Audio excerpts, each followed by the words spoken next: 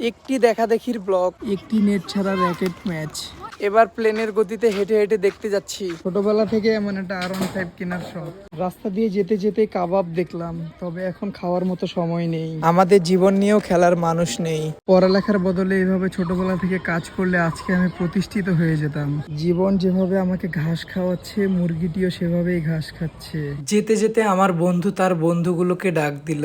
তোমার জীবনের ইচ্ছা কি? বড় হইতে চাও?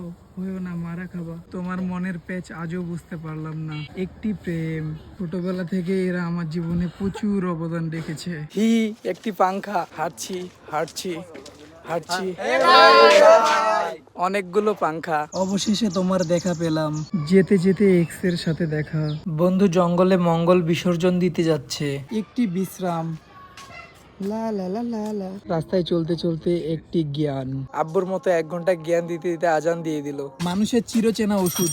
বড়ই গাছটির কাছে অনেকক্ষণ থেকে বড়ই চাচ্ছি, বাট সে কথাই বলছে না। হর কিপটা। হাঁটছি হাঁটছি হাঁটছি, কিন্তু দেখাই পেলাম না। মিশন ফেল্ড, এবার বাড়ি যাচ্ছি।